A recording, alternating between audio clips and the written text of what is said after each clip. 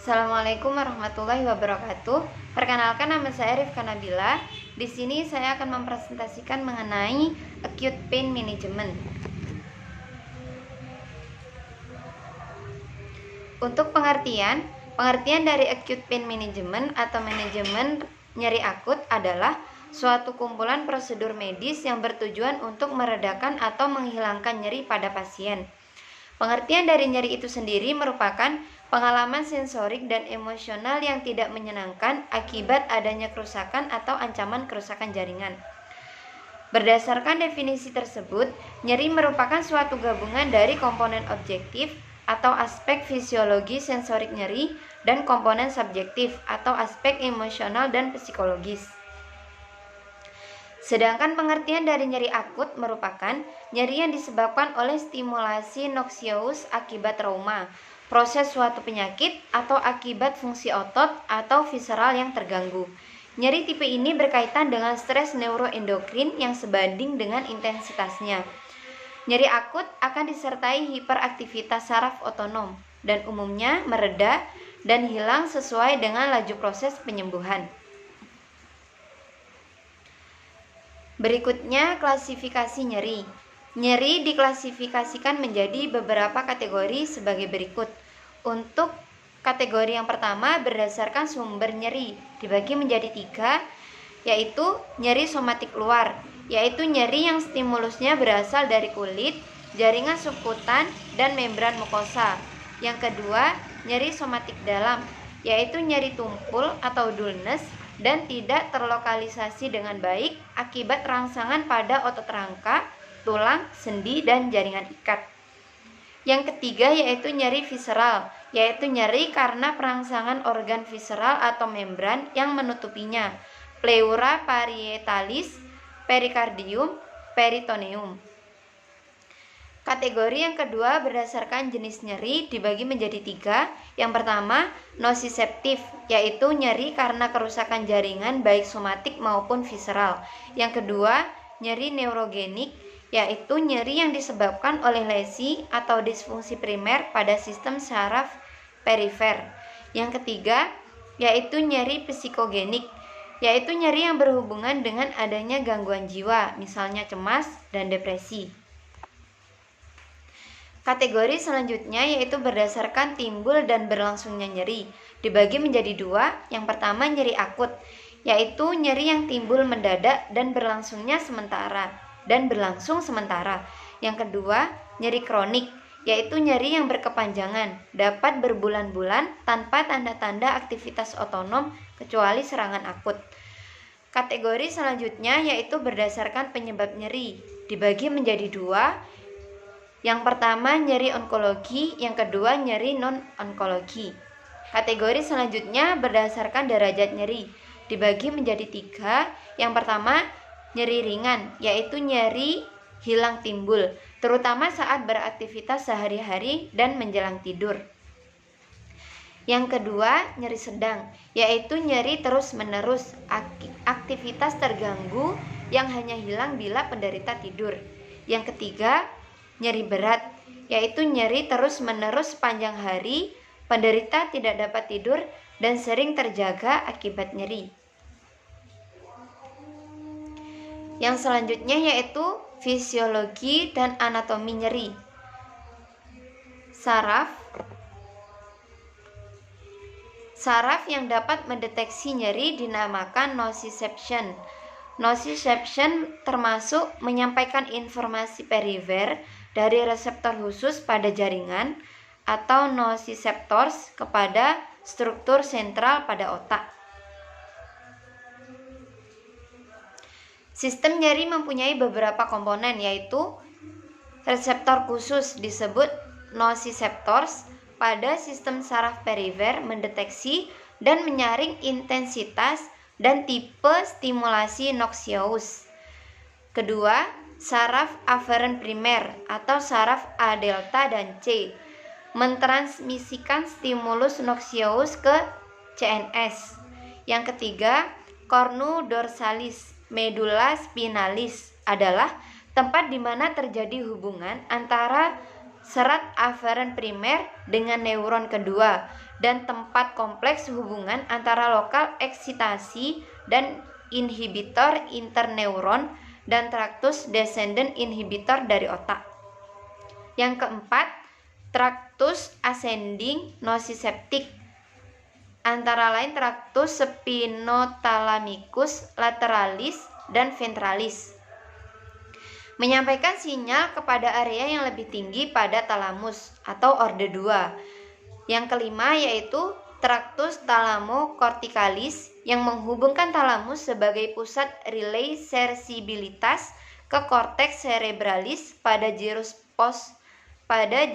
postcentralis atau orde 3. Yang keenam, keterlibatan area yang lebih tinggi pada perasaan nyeri, komponen efektif nyeri, ingatan tentang nyeri, dan nyeri yang dihubungkan dengan respon motoris atau termasuk withdrawal response. Yang ketujuh, sistem inhibitor descendant mengubah impuls nociceptik yang datang pada level medulla spinalis. Selanjutnya, proses elektrofisiologis. Proses elektrofisiologis merupakan suatu rangkaian proses perjalanan yang menyertai antara kerusakan jaringan sampai dirasakannya nyeri. Ada 4 proses yang mengikuti suatu proses nociceptis, yaitu yang pertama, transduksi, merupakan perubahan rangsang nyeri atau noxious stimuli menjadi aktivitas listrik pada ujung-ujung saraf sensoris. Zat-zat algesik seperti prostaglandin, serotonin, bradikinin, leukotrien, substan P, potasium, histamin, asam laktat, dan lain-lain akan mengaktifkan atau mensensitisasi reseptor-reseptor nyeri. Interaksi antara zat algesik dengan reseptor nyeri tersebut yang menyebabkan terbentuknya impuls nyeri. Yang kedua, yaitu transmisi, adalah proses perlambatan impuls nyeri melalui A delta dan C serabut yang menyusul proses transduksi. Selanjutnya yaitu modulasi, merupakan interaksi antara sistem analgesik endogen, endorfin NA5-HT, dengan input nyeri yang masuk ke kornu posterior. Selanjutnya yaitu persepsi. Impuls yang diteruskan ke korteks sensorik akan mengalami proses yang sangat kompleks, termasuk proses interpretasi dan persepsi yang akhirnya menghasilkan sensibel nyeri. Jadi setelah beberapa pengertian serta poin-poin terkait nyeri, kemudian poin pengukuran intensitas nyeri, yang mana sebelum dilakukannya manajemen nyeri akan dilaksanakan pengukuran intensitas nyeri terlebih dahulu. Ada beberapa metode yang umum digunakan untuk menilai intensitas nyeri, antara lain yang pertama, Verbal Rating Scale atau VRSS. Metode ini menggunakan suatu word list untuk mendeskripsikan nyeri yang dirasakan. Metode ini dapat digunakan untuk mengetahui intensitas nyeri dari saat pertama kali muncul sampai tahap penyembuhan.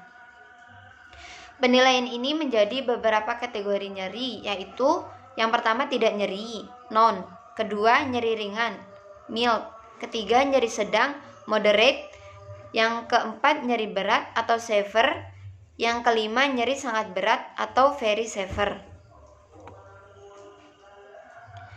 Yang kedua yaitu Numbering Rating Scale atau NRSS. Metode ini menggunakan angka-angka untuk menggambarkan range dari intensitas nyeri. Umumnya pasien akan menggambarkan intensitas nyeri yang dirasakan dari angka 0 sampai 10, yang mana angka 0 menggambarkan tidak ada nyeri, sedangkan angka 10 menggambarkan nyeri yang hebat, seperti pada gambar yang tertera pada slide. Selanjutnya yaitu Visual Analog Scale atau VASS. Metode ini paling sering digunakan untuk mengukur intensitas nyeri, menggunakan garis panjang 10 cm yang menggambarkan keadaan tidak nyeri sampai nyeri yang sangat hebat. Pasien menandai angka pada garis yang menggambarkan intensitas nyeri yang dirasakan. Kemudian yang selanjutnya yaitu Emsigil Pain Questionnaire atau MPQ. Metode ini menggunakan checklist untuk mendeskripsikan gejala-gejala nyeri yang dirasakan. Metode ini menggambarkan nyeri dari berbagai aspek antara lain sensorik, afektif, dan kognitif. Intensitas nyeri digambarkan dengan meranking dari 0 sampai 3. Selanjutnya yaitu The Face Pain Scale. Metode ini dengan cara melihat mimik wajah pasien dan biasanya untuk menilai intensitas nyeri pada anak-anak. Face Pain Rating Scale untuk anak bisa dilihat pada gambar yang tertera pada slide. Kemudian langkah selanjutnya yaitu diagnostik nyeri.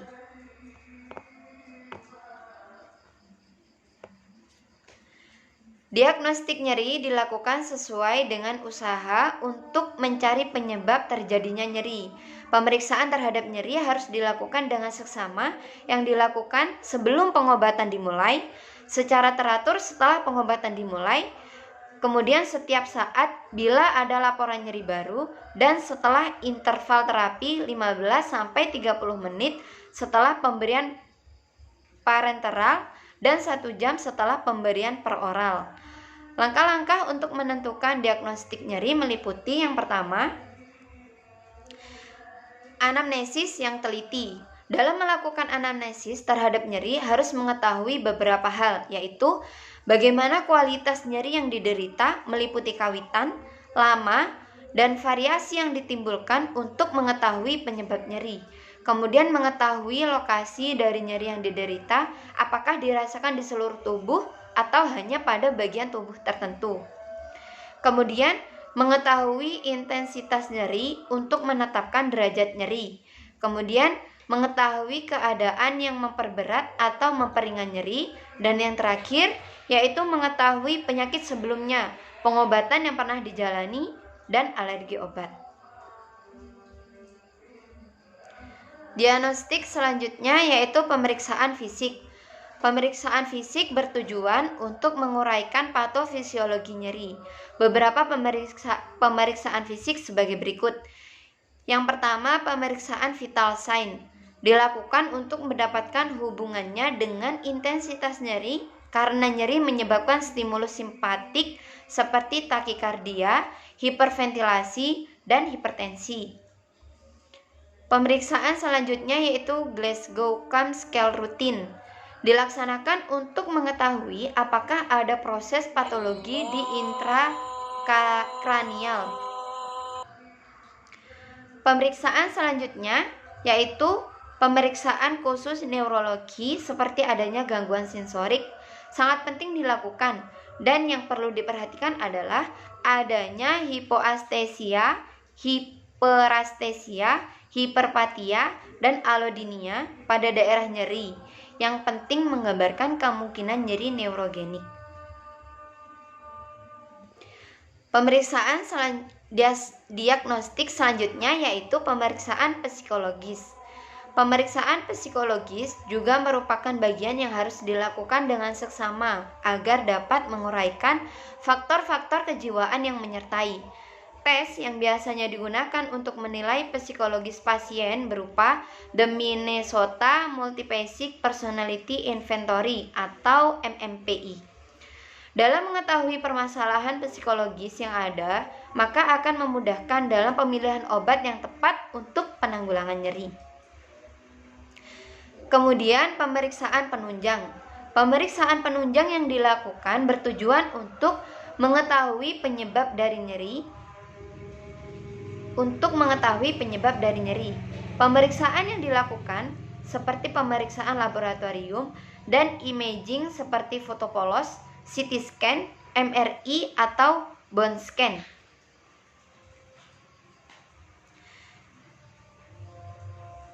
Untuk langkah selanjutnya yaitu pada tahap pain management. Pain management itu sendiri ada beberapa teknik yang umum dilakukan sebagai berikut. Yang pertama, rest, ice, compression, dan elevation atau disingkat RICE.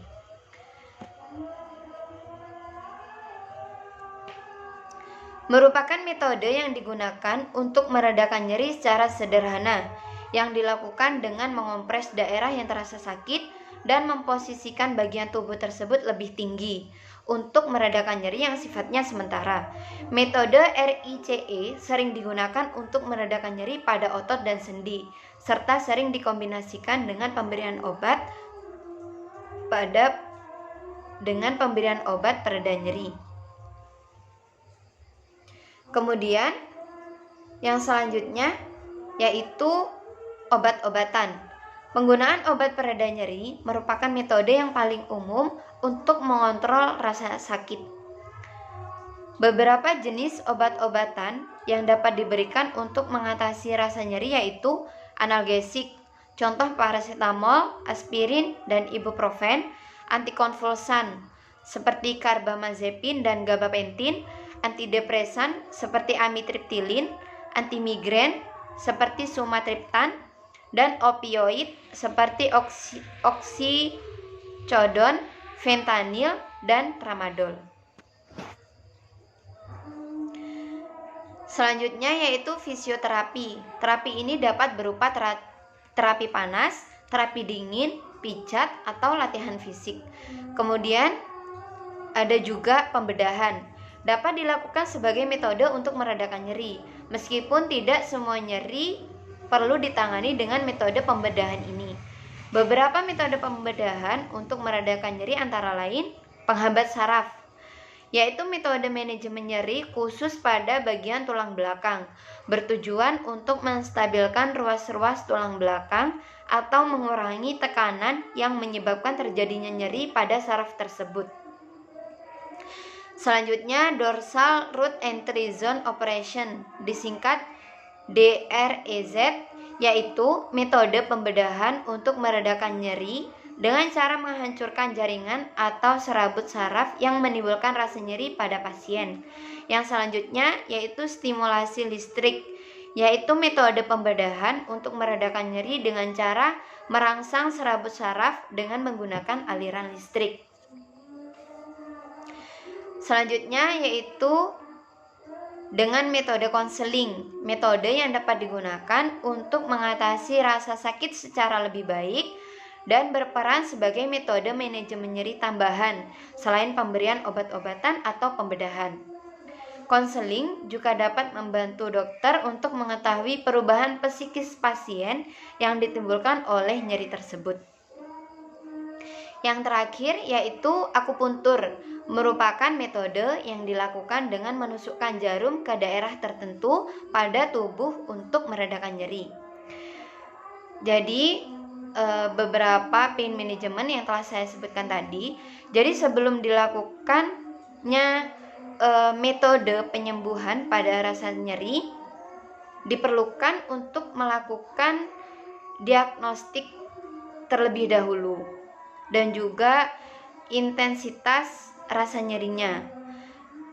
Ketika sudah diketahui intensitas nyerinya atau derajat nyerinya dan sudah diketahui diagnostik rasa nyerinya, maka bisa ditentukan pain manajemennya akan digunakan metode yang mana agar bisa digunakan untuk mengatasi rasa nyeri tersebut secara tepat dan tepat. Mungkin cukup sekian presentasi dari saya. Saya mohon maaf apabila ada salah kata atau penjelasan yang kurang maksimal. Sekali lagi kurang lebihnya mohon maaf. Terima kasih atas waktu dan perhatiannya. Wassalamualaikum warahmatullahi wabarakatuh.